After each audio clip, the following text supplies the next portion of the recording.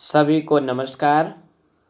कक्षा 10 सेमसी द्वितीय भागा इस पुस्तक के छठे पाठ को आज हम लोग पढ़ेंगे। पाठ में विद्यमान मुख्य पदों के पर्याय पद, संधि पद, अव्यय पद सबका संकलन और व्याख्या करने के कारण ये वीडियो थोड़ा बड़ी हो गई है, किंतु बोर्ड परीक्षा की तैयारी कर रहे सभी बालकों के लिए यह वीडियो बहुत उपयोगी है। षष्ठा पाठः पाठस्य नामस्ति सुभाषितानि। शोभनं भाषितम सुभाषितम। सुंदर वचन को सुभाषित कहते हैं। सुभाषित शब्द आकारांत नपुंसकलिंग का है। फलम फले फलानि, उसी तरह से सुभाषितम सुभाषिते सुभाषितानि। देखो बच्चों, प्रस्तुतो अयम पाठः, प्रस्तुत यह पाठ विविध ग्रंथात, विविध ग्रंथों से संकलिता नाम लिए गए 10 सुभाषिता नाम संग्रहो वर्तते। 10 सुंदर वचनों का संग्रह है। अयम पाठांशः, यह पाठांश परिश्रमस्य महत्वम, परिश्रम के महत्व को, क्रोधस्य दुष्प्रभावः, क्रोध के दुष्प्रभाव को, सामाजिक महत्वम, सामाजिक महत्व को, सर्वेषां वस्तूनां उपादेयता, सभी वस्तुओं की उपयोगिता को, बुद्धे वैशिष्ट्यम, और बुद्धि की विशिष्टता को, इत्यादीन विषयान प्रकाशयति, इत्यादि विषयों को प्रकाशित करता है। तो यह पाठ बहुत उपयोगी है बोर्ड परीक्षा की दृष्टि से भी और जीवन जीने की दृष्टि से भी बहुत उपयोगी है। प्रथम श्लोक है बच्चों, आलस्यम ही मनुष्याणाम शरीरस्थो महान रिपु, नास्त उद्यम समो बंधु कृत्वायम नावसीदति। अन्य देखिए, मनुष्याणाम, मनुष्यों का, शरीर अस्थाः, शरीर में रहने वाला, महान रिपुः, महान शत्रु, आलस्यम ही अस्ति, आलस्य ही है, उद्यम समः बंधु ना अस्ति, उद्यम समः मेहनत के समान, उद्यम के समान, बंधु मित्रम, मित्र, ना अस्ति नहीं है, यम जिसको, जिसको अर्थात मेहनत को, कृत्वा करके, मनुष्य, मनुष्य, ना अवसीदति, कभी दुख नहीं प्राप्त करता। मेहनत को करने वाला व्यक्ति कभी दुखी नहीं होता। तो यह श्लोक उद्यम के महत्व को बतलाता है। तो बच्चों, आप भी बोर्ड परीक्षा के लिए अभी से लग जाइए, आलस्य को बिल्कुल छोड़ दीजिए, क्योंकि आलस्य मनुष्य के शरीर में रहने वाला बहुत बड़ा दुश्मन है। तो महान रिपु में महान विशेषण है, रिपु विशेष पद है। अब आगे हम लोग देखेंगे इस पाठ में आए हुए शब्दों के पर्याय पद। शरीर अस्थः कायस्थः, रिपुः शत्रु अरि, उद्यम समः परिश्रम समः, औषीदति दुखम अनुभवति, बंधु मित्रम। तो बच्चों, आपके पेपर में एक पद दे देता है और कहता है अस्य पदस्य पर्याय पदम किम, इस पद का पर्याय पद क्या है।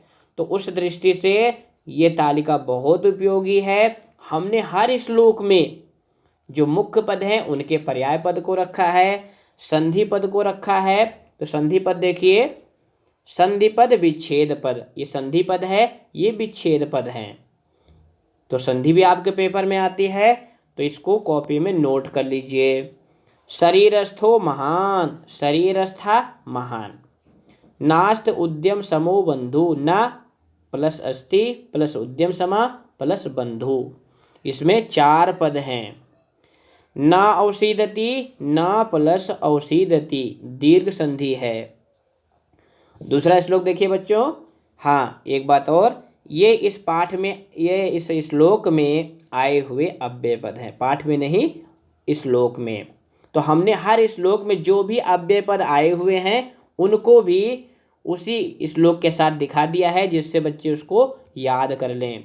ही, न और कृत्वा, 3 अव्यय पद इस श्लोक में आए हुए हैं। दूसरा श्लोक देखिए।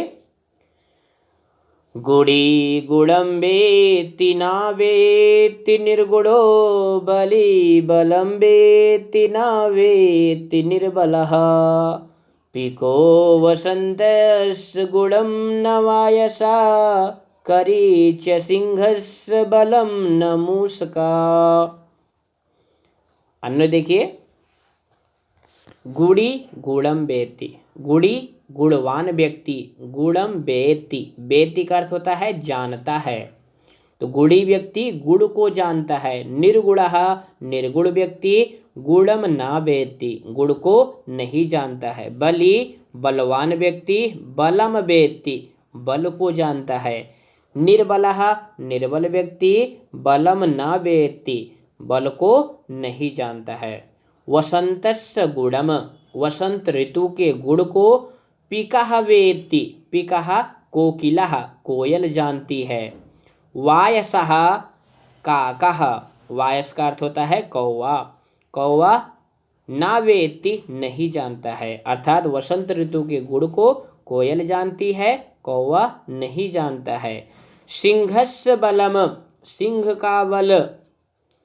करी वेत्ति, करी कहते हैं हाथी को, वेत्ति जानता है, मूषकः न, चूहा नहीं जानता। ये इसका हिंदी अनुवाद है। अब इस श्लोक में आए हुए मुख्य पदों का पर्याय पद देखिए। वेत्ति जानाति, ये क्रियापद है, वेत्ति क्रियापद है, इसको ध्यान रखिए क्योंकि पेपर में पूछ लेता है कि अस्मिन् वाक्ये क्रियापदम किम, इस वाक्य में क्रियापद क्या है, तो आप बिल्कुल ध्यान रखिए। वेत्ति ये क्रियापद है, इसका अर्थ होता है जानाति। निर्गुणः गुणरहितः गुणहीनः, पिकः कोकिलः, वायसः काकः, वायस कहते हैं कौवे को, करी हस्ती गजः। यहाँ हमने एक एक या दो दो पर्याय पद रखे हैं। संधि का उदाहरण इस पाठ में एक ही है, निर्गुणो बलि निर्गुणः बलि। इस श्लोक में आए हुए अव्यय पद देखिए। हाँ, एक बात और बतानी है कि इस श्लोक में प्रकृत प्रत्यय के भी उदाहरण हैं। ये गुड़ी और बलि, बलि में बल शब्द है, इन प्रत्यय है, इन प्रत्यय वाला अर्थ में होती है, जैसे बलि बल वाला, गुड़ी गुड़ वाला, धनी धन वाला। इस श्लोक में आए हुए अव्यय पद, तो दो ही अव्यय पद आए हुए हैं, न और च। तीसरा श्लोक देखिए। निमित्तम उद्देश्य ही या प्रकुप्यति ध्रुवम सतस्य अपगमे प्रसीदति अकारण द्वेस्ति मनस्तु यस्य वै कथम जनस्तम परितोषिष्यति। अन्य से अनुवाद देखिए। या जो, या माने जो व्यक्ति निमित्तम उद्देश्य, किसी निमित्त के कारण, निमित्त का कहते हैं कारण को, हेतु को, किसी कारण के कारण या किसी हेतुवश परकुप्यति क्रोध करता है, सह वह व्यक्ति, तस्य अपगमे उस कारण के दूर हो जाने पर, ध्रुवम निश्चय ही, प्रसीदति प्रसन्न होता है। अर्थात जो व्यक्ति किसी निमित्त से क्रोधित होता है, वह उस निमित्त के दूर हो जाने पर अवश्य प्रसन्न हो जाता है। तो बच्चों, आपके मम्मी पापा या आपके गुरुजन भी क्रोध करते हैं, लेकिन वो उनके क्रोध करने का कारण होता है, वह कारण दूर हो जाता है तो पुनः प्रसन्न हो जाते हैं। किंतु यस्य मनः, जिस व्यक्ति का मन अकारण द्वेष अस्ति, बिना कारण के ही द्वेष करने वाला है, जनः लोग, तम उस व्यक्ति को, कथम परितोषिष्यति कैसे प्रसन्न करेगा, मनुष्य उस व्यक्ति को कैसे प्रसन्न करेगा, अर्थात नहीं कर सकता। ये इसका हिंदी अनुवाद है। इस श्लोक में पर्याय पद देखिए इसके। निमित्तम हेतुम प्रसीदते प्रसन्नः भवति, ये क्रियापद है। ध्रुवम निश्चितम, परितोषिष्यति परितोषम दास्यति, ये भी क्रियापद है। संधि के दो उदाहरण हैं, मनस्तु और जनस्तम, दोनों में विसर्ग को दंती सा हो गया है, जिसको आप कॉपी में नोट कर लेंगे। अव्यय पद देखिए, इस श्लोक में 4 अव्यय पद आए हुए हैं, ही वही ध्रुवम कथम। चौथा श्लोक देखिए, उदीरितो अर्था पशुना अपि गृह्यते हयाश्च नागाश्च वहन्ति बोधिताः अनुक्तम अपि ऊहति पंडितो जनः परिंगित ज्ञान फला ही बुधयः। यह श्लोक बुद्धि के महत्व को बताता है। पशुनः पशु के द्वारा भी, पशुनः पशु के द्वारा, अपि भी, उदीरितः अपि कहा गया अर्थ गृह्यते ग्रहण किया जाता है, हयाः घोड़े, नागाः हाथी, बोधिताः बोध कराने पर अर्थात उनको भी बताने पर, भारम वहन्ति भार ढोते हैं। घोड़े और हाथी उनको बताने पर अर्थात बोध कराने पर वो भी भार को ढोते हैं। पंडित जनः विद्वान लोग, अनुक्तम अपि ना कही गई बात को भी, ऊहयति अनुमान करते हैं, बुधयः बुद्धियां, परिंगित ज्ञान फलाह, पर माने होता है दूसरे के द्वारा, इंगित मतलब होता है संकेत को, ज्ञान फलाह ग्रहण कर लेती हैं। जो हमारी बुद्धि होती है वो दूसरे के संकेत को भी ग्रहण कर लेती है। ये इसका हिंदी अनुवाद है और ये इसके पर्याय पद हैं इस श्लोक में आए हुए, और संधि पद हैं। उदीरितः कथितः, हयः अश्वः, नागाः गजः। ये दोनों पद बहुत महत्वपूर्ण हैं, ये पेपर में पूछे जा सकते हैं। ऊहयति क्रियापद है, निर्धारयति। संधि पद देखिए, उदीरितो अर्थः, उदीरितः अर्थः, यहाँ पे विसर्ग को ओ हो गया है। जनस्तम जनः तम, पंडितो जनः पंडितः जनः। ये श्लोक में आए हुए अव्यय पद हैं। चा और ही, दो ही अव्यय पद इस श्लोक में आए हुए हैं। 5वां श्लोक देखिए, क्रोधो हि शत्रु प्रथमो नराणां, देहे स्थितो देहे विनाशनाय, यथा स्थिता काष्ठगतो हि वह्नि, सा एव वह्नि दहते शरीरम। इस श्लोक में क्रोध के दुष्परिणाम को बताया गया है कि क्रोध कितना घातक होता है हमारे शरीर के लिए। नराणाम मनुष्यों का या मनुष्यों के, देह विनाशनाय शरीर के विनाश के लिए, प्रथमा शत्रु प्रथम दुश्मन, देह स्थिता क्रोधः शरीर में स्थित क्रोध है, यथा जैसे, काष्ठगता स्थिता वह्नि, काष्ठ मतलब लकड़ी, लकड़ी में स्थित वह्नि, वह्नि कहते हैं आग को, अग्नि, काष्ठम एव दहते लकड़ी को ही जलाता है, लकड़ी में स्थित आग लकड़ी को ही जलाता है। तथैव उसी प्रकार, शरीर अस्था क्रोधः शरीर में विद्यमान क्रोध, शरीरम दहते शरीर को ही जलाता है। यह इस श्लोक का हिंदी अनुवाद है। पर्याय पद और संधि को उदाहरण देखिए, शरीरम तनुः, क्रोधः मन्युः, वह्निः अग्निः पावकः, दहते ज्वालयति, ये क्रियापद है। संधि को उदाहरण देखिए, क्रोधो ही क्रोधः ही, प्रथमो नरो नराणाम, प्रथमः नराणाम, काष्ठगतो ही काष्ठगतः ही। इस श्लोक में दो ही अव्यय पद आए हुए हैं, ही और एव। 6वां श्लोक देखिए, मृगा मृगै संगम अनुव्रजन्ति गावश्च गोभितुर्गा सतुर्गै मूर्खाश्च मूर्खैः सुधया सुधीभिः समानशील व्यसनेषु सख्यम्। इस श्लोक में बताया गया है कि मित्रता समान व्यवहार और समान आचरण वालों में ही होती है। मृगाः हिरन मृगैः सह हिरनों के साथ, गावाः गायें, गोभी सह गायों के साथ। ये बच्चों देखो सह, ये सह का अर्थ होता है साथ और इसके प्रयोग होने पर तृतीया विभक्ति होती है, इसलिए मृगई में भी तृतीया है, गोभी में भी तृतीया है, इसका भी आप ध्यान रखें।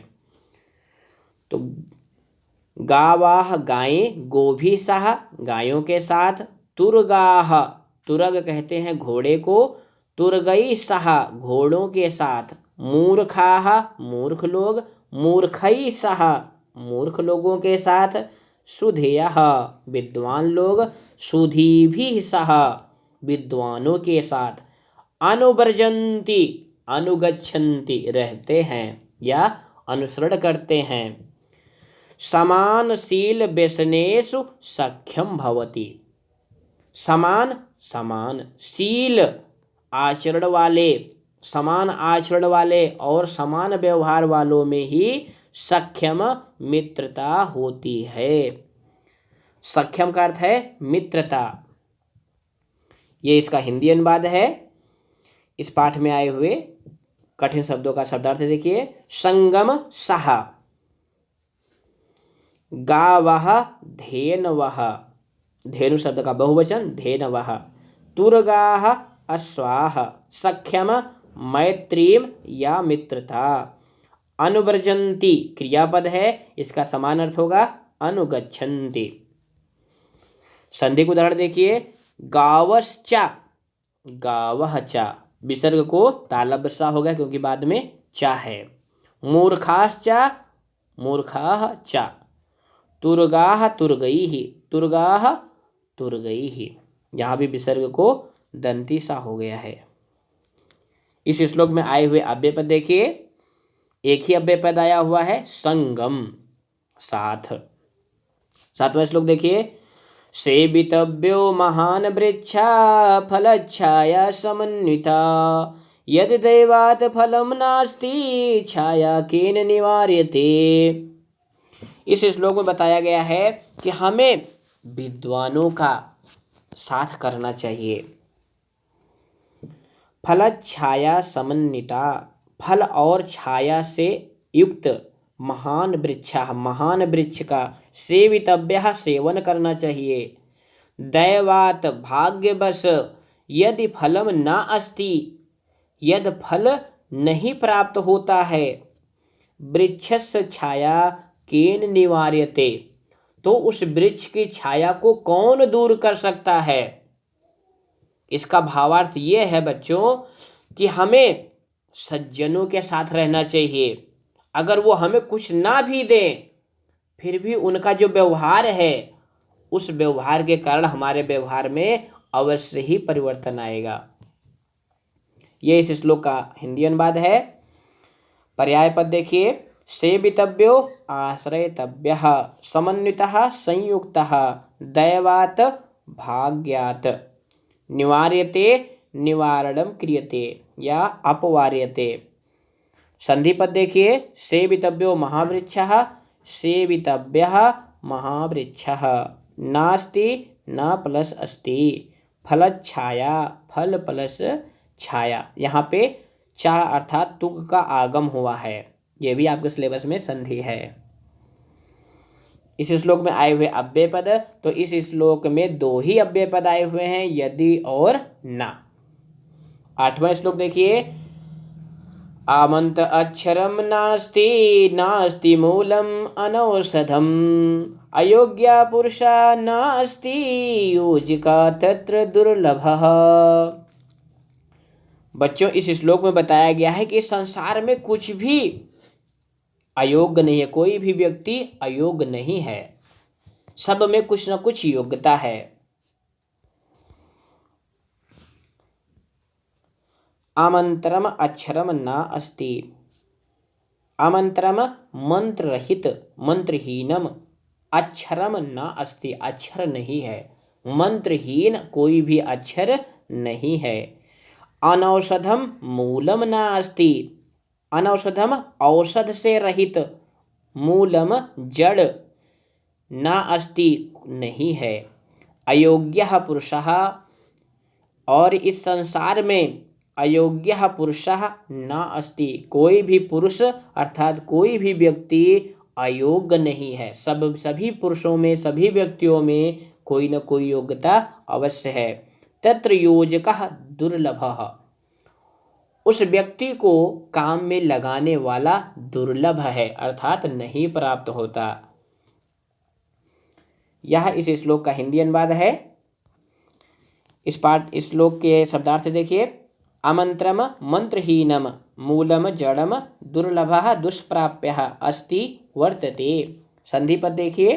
न अस्ति नास्ति, योजकस्तत्र, योजकः तत्र।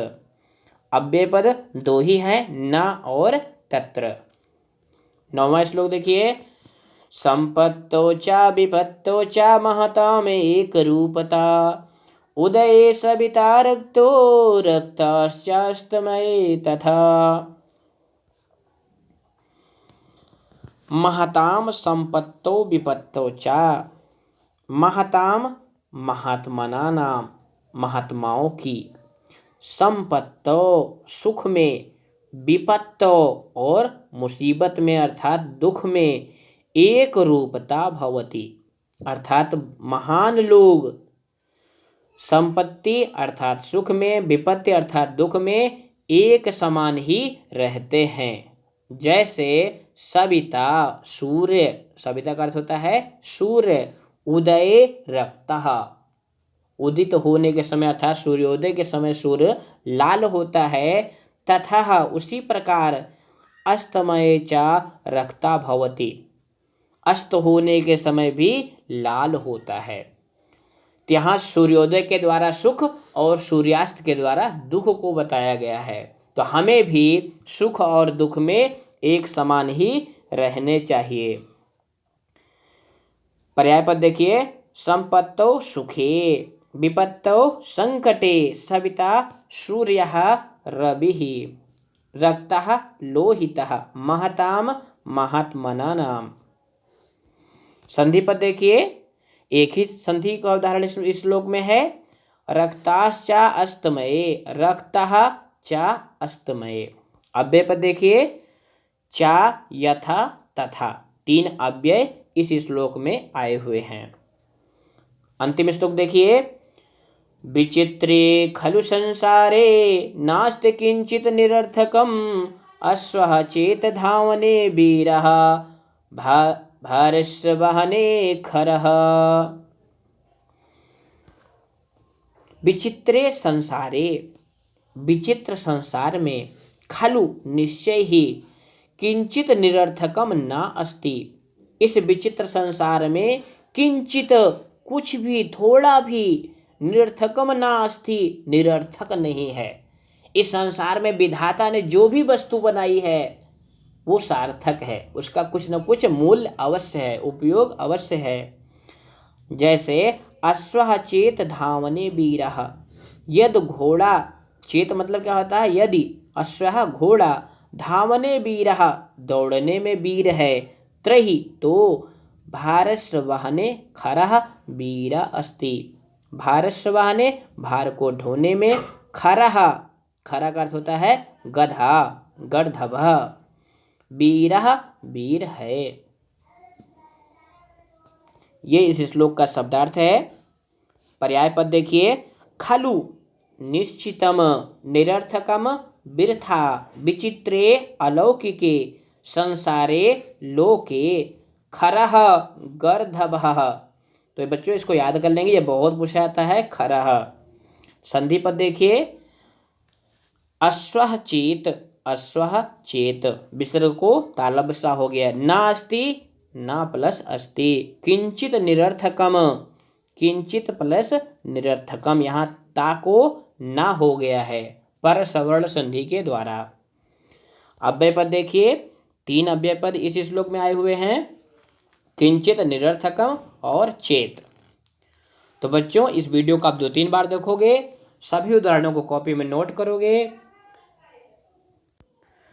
वीडियो को 2-3 बार देखेंगे तो बोर्ड परीक्षा में बिल्कुल 100% अंक आपको प्राप्त होंगे।